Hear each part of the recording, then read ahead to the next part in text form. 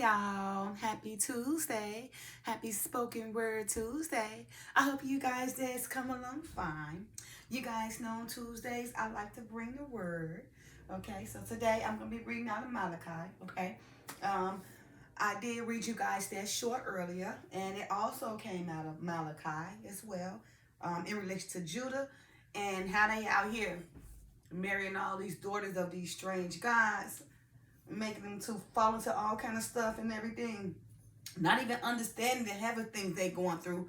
It's because they married to a woman, married to the daughter, of a strange god. Okay, and when Judah married these strange women, these women from the daughter of a strange god, like when during the time of Baal, when Ahab married Jezebel. She was a daughter from a strange god. And you see how Jezebel caused Ahab to do so many things, like build all these things, that when was contrary to the father, had them following strange gods and having all these eunuchs doing all these kind of things, but just draw Judah away from the father and his holiness, and had Judah to follow the laws of Jezebel and her father, Baal laws, the evil laws, which caused, Judah and Israel to be cursed, to be disobedient to the Father, to go just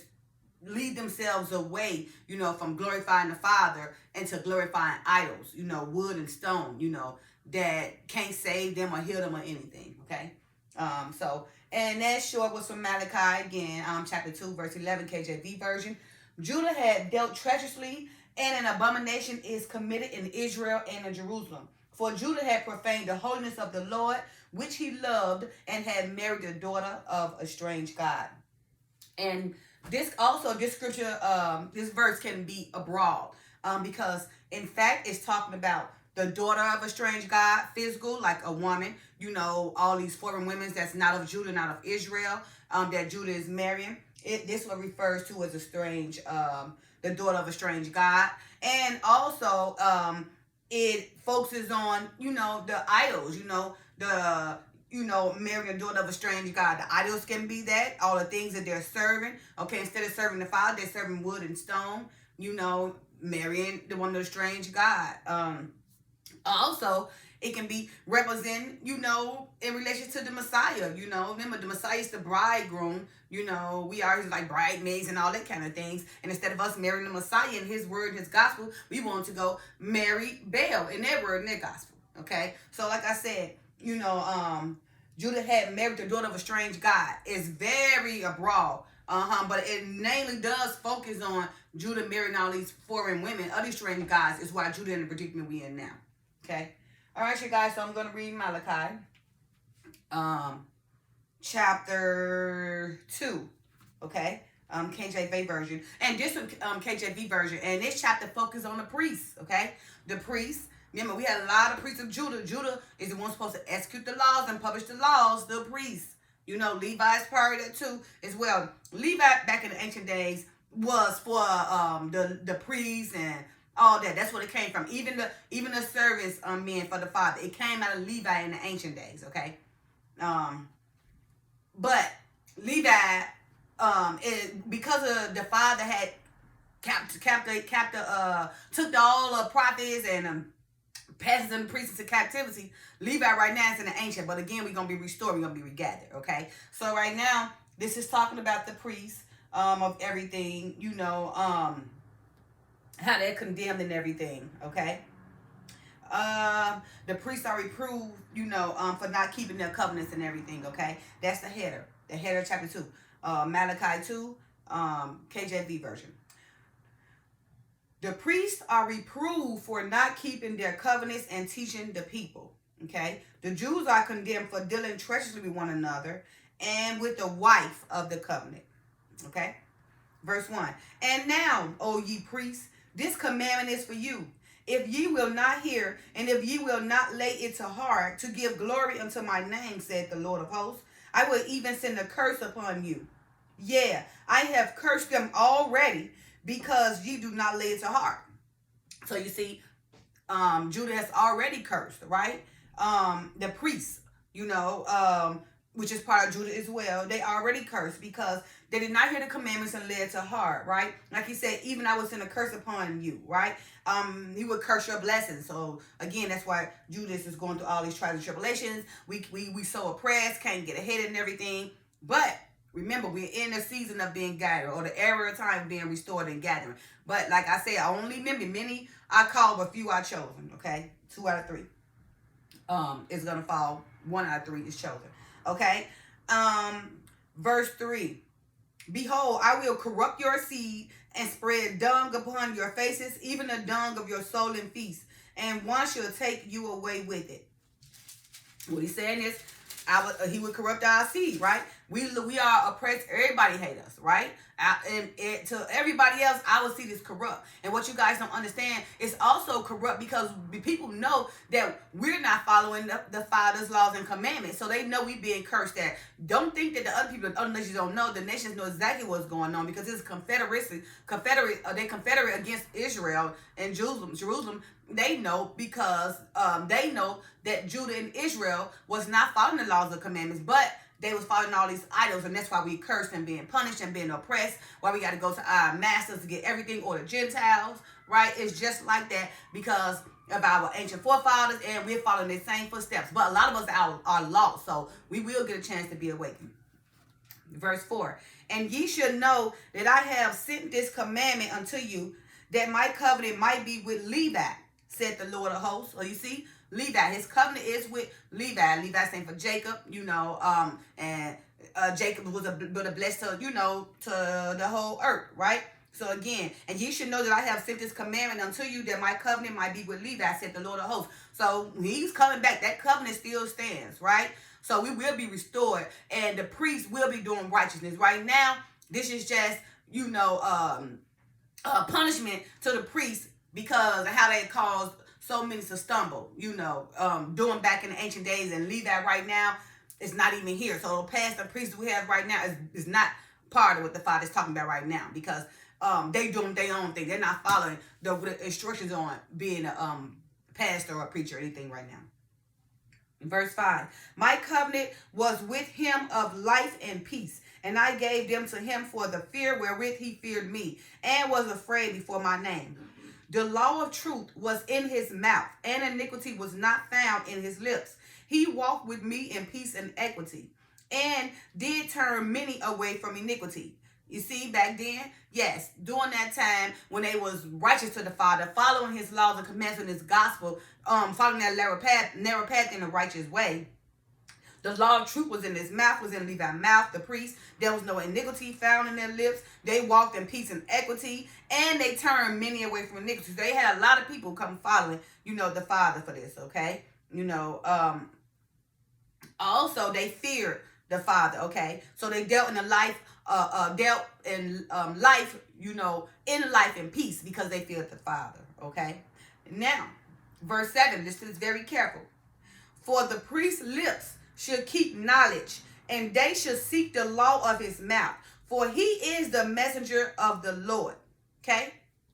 Now, he's just telling you, all these I'm telling you is telling you what a priest is supposed to do, and everything, right? Because not past this verse, it's going to tell you why, you're going to have this, the priest is going through what they're going through right now, right? But keep in mind, a priest should keep knowledge.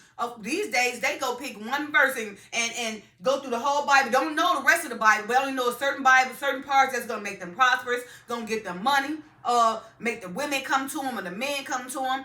Only things that's going to glorify them and bring them a profit or benefit. But speaking the whole truth of the Bible, no. You don't see that with pastors and priests. And how can you maintain knowledge if you're not reading the whole Bible? So let's read that verse again. For the priest's lips should keep knowledge, and they should seek the law in his mouth, for he is the messenger of the Lord of hosts. The priest is the messenger of the Lord of hosts, but a priest's very job is to keep knowledge. You have to know the word in order to be a priest, okay? You can't not study, and try to teach, because you got it's continuing education for the Father and for the people. In order to edify the people, you got to stay in knowledge, right? So you can continue to teach the people in a righteous way, in a correct manner, not cause the people to stumble in error based on your findings of not being knowledgeable. Okay, but be knowledgeable if you're going to teach the word. Make sure you know. Go through authority in the Bible. Like I said, define the words. Look them up. Everything. Research. From all elder scholars, whomever. But you have to stay knowledgeable in order to do the work for the Father. Any priest has to stay knowledgeable. Okay. Now, verse 8. Now, here he goes. I'm going to tell you guys how you guys departed. And before I do that, let me just put this over a little bit. This is silk scarf. So for some reason, it unties a lot. But then again, I don't never tie it tight anyway. So loose again. May come a loose during the time, but that's what happens. Okay, now, verse 8. But ye are departed out of the way. Ye have caused many to stumble at the law. Ye have corrupted the covenant of Levi, said the Lord of hosts. Let's read that again. But ye are departed out of the way. Ye have caused many to stumble at the law. Ye have corrupted the covenant of Levi, said the Lord of hosts. Okay? So it's telling you now these days, these priests and pastors is not right, because he's telling you right now that you guys have been strayed away from the Father, have been swayed away and everything. So you departed out of his way, right? And you have caused so many to stumble at the law, right? You also have corrupted the law of Levi, said the Lord of hosts, okay? And verse 9, therefore have I also made you contemptible and base before all the people, according as ye have not kept my ways, but have been partial in the law. You see? So that's why he made us contemptible, right? Because of how the priests and everything out here causing people to stumble at the law and everything, how they being partial to the law and have not kept the ways of the Father, but went astray from the Father, okay? Verse 10, have we not all one Father? Had not one God created us? Why do we deal treacherously every man against his brother by profaning the covenant of our fathers, right? So he said we dealt in treachery against our brother because we're not upholding to the ancient fathers and everything, right? We're not upholding to the covenant of our fathers. You know, the covenant that God gave Abraham, right? The reason why we treat our brothers treacherously because we're not upholding the covenant. And if we uphold the covenant, then we know to love our neighbor like we love the Father, okay? Or like we love ourselves. But to love the Father with all our heart, mind, and soul. But to love the neighbor like we love ourselves, okay? If we did that, which is, those two are the two greatest commandments, then we want to treat our brothers and sisters treacherously, right? Because we all do have one Father, okay? But because we profane against the covenant of our fathers, we deal treacherously with one another. Verse 11. Judah. This is to Judah. In case Judah, you got Judah out here saying, oh, love is love, and I can do this and I can do that. No, you can't. Because all throughout this Bible, it's telling you to stay within your tribes or within Israel. There's 12 tribes we can marry within. Not going outside the nations and marry the heathen and the Gentiles. Never once said that. People said in their mind, oh, we can marry this one, we can marry that one, we can marry that woman. And it still fail to realize all the inheritance, when they die, is going to go to that strange woman of that strange God life. They're going to inherit everything. And then Israel's still going to be left desolate because of that Judah became so silly in his mind and or became so lustful in his mind and allowed that strange woman from a different God, from a strange God, to manipulate and deceive them with her body and her lust, to sexually, possess their mind and everything, to make them believe that it's a more benefit to be with the foreign God, a foreign woman from a strange God, and when he died, to leave all its inheritance to this strange woman, this strange God, a strange father, their strange community, and to leave their own people desolate. What are we getting in return? When you decide to go leave your people from Judah or Israel, you decide to leave us and make what you're going to get, be prosperous and everything. When Judah stood by your side, when that woman from Judah stood by your side, burnt you, helped you get there, taught there, you look at this woman every day.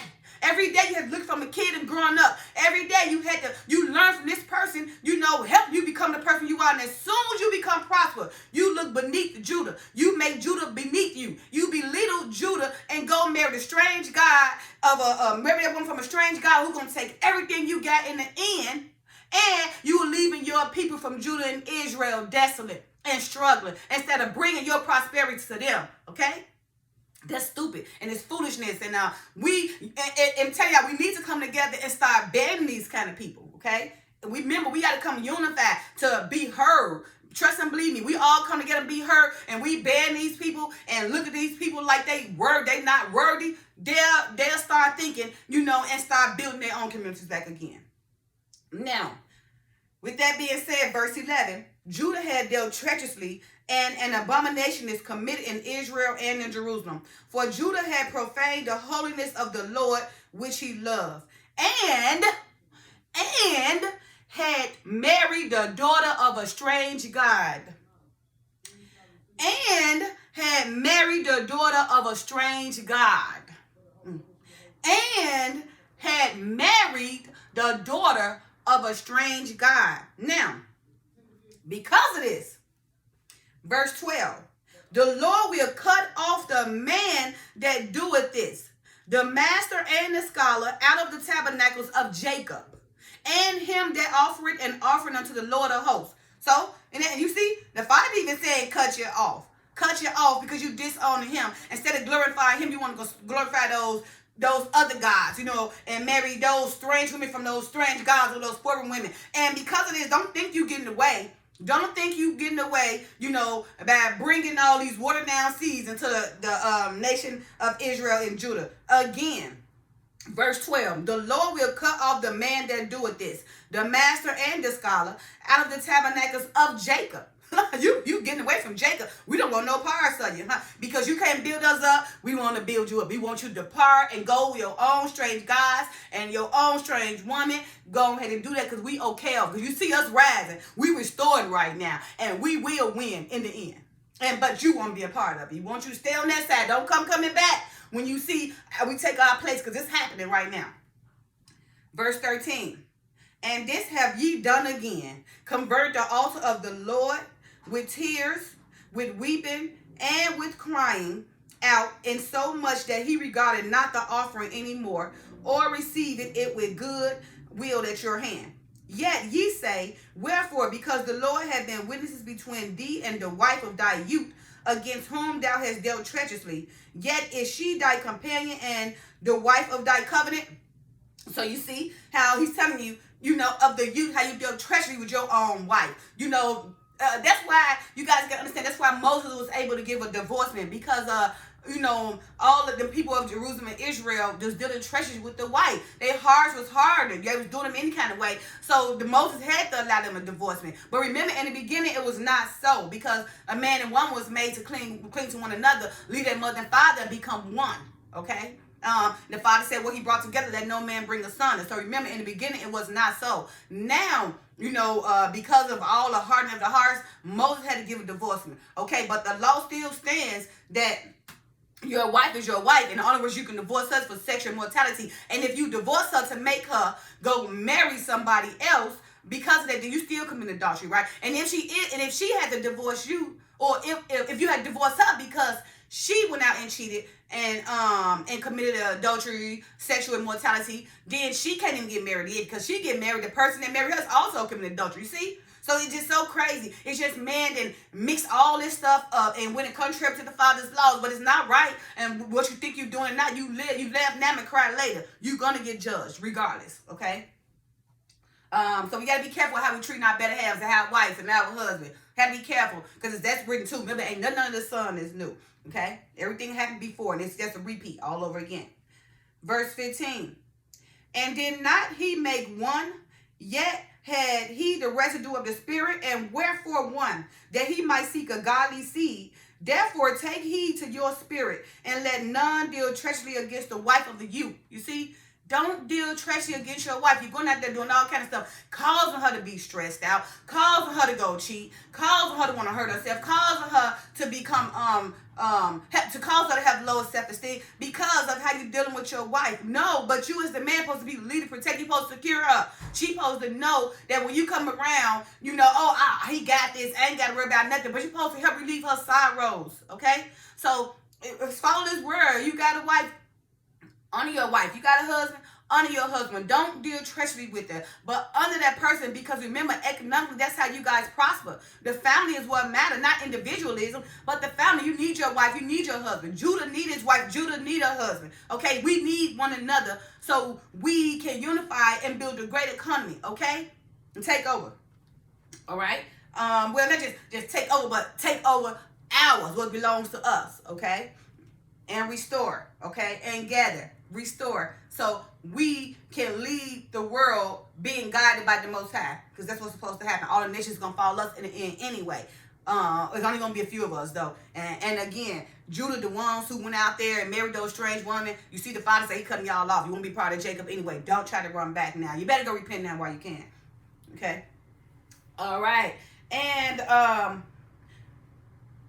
verse 17, final verse. Ye have wearied the Lord with your words.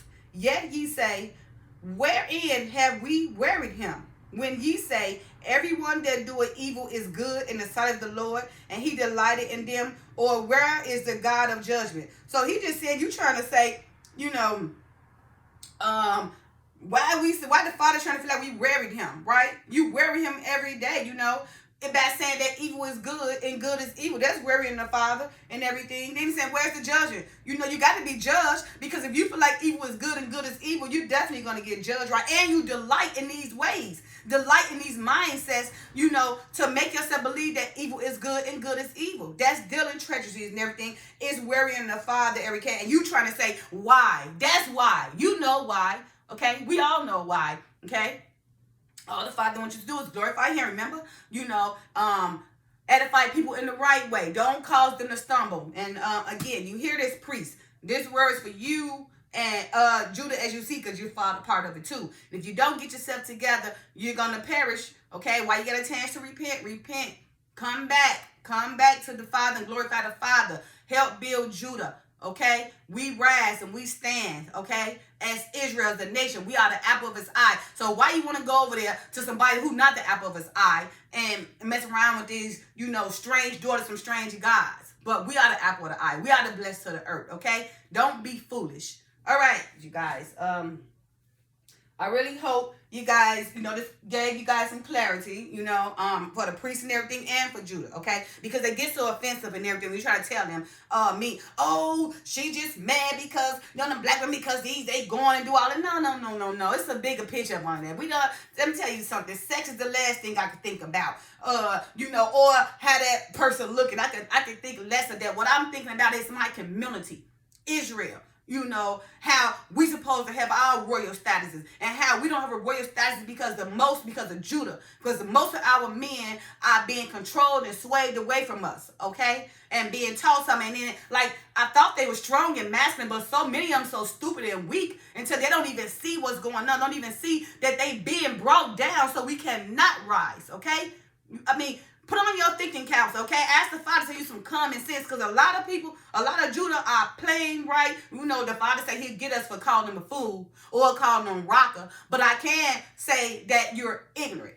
You're very ignorant. Read the word so you can know if we build Judah as a nation, because we are the apple of the Father's eye. If we come together, the economy will boom. Because remember, we are a blessing already to the earth. We are the salt. We are the flavor of the earth. We just haven't came together to become one. We just haven't came together to become one as the flesh. You know, just like the Father say, he already our husbandman, right? You know, we just haven't became one.